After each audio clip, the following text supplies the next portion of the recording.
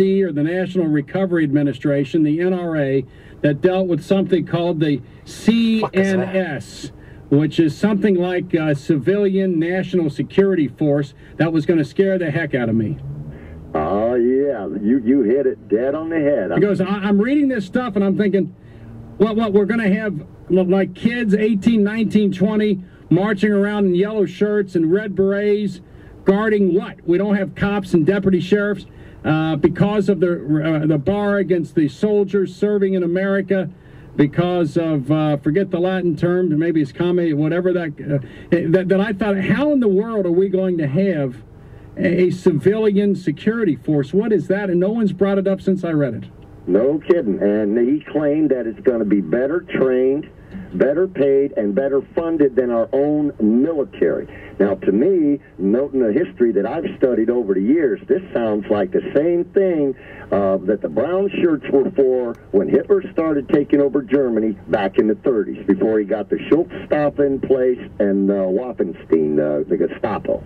It scares me because he might start believing the headlines and the coverage given to him by the mainstream media.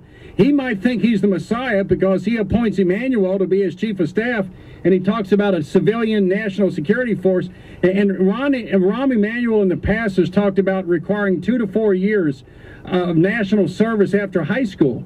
And I'm thinking, what if the Democrats fund this thing, put millions and millions of youth into a civilian national security force? What the heck is that?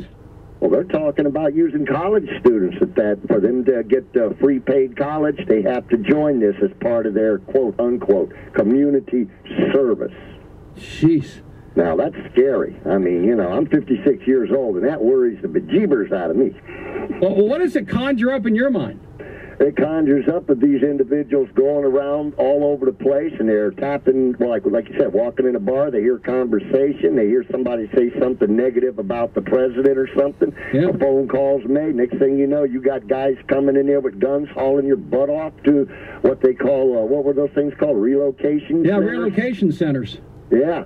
And I don't know, that worries me. You know what's going to worry me, Mike? Of course, whether we get the Obama in the pews, the Obama of the Million Man March, or the Obama about tax cuts and the Obama Tuesday night, we're going to know in about 90 days, because if he begins by attacking talk radio with the unfairness doctrine, if he begins with forced unionization of American workers, if he begins right there, you know where this thing is headed. If, on the other hand, he forgets about the unfairness doctrine, forgets about forced unionization, forgets about taxing successful Americans, and goes in a different direction like tax cuts, then I think, okay, he's going to rule as a moderate.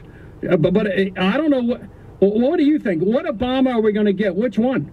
Oh, I'm hoping for the latter one, the one that we had there near the end of the election. But he said one thing. See, I pay attention to people's words.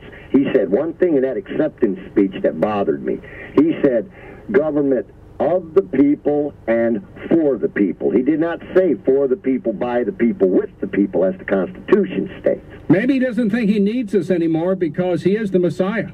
Yeah. He is the chosen one. That worries me. And so I'm going to keep my ears to the ground, keep listening, and pray. Well, you listen to Mike, every Sunday night I'll be with you for at least for the next 4 years. But think about this.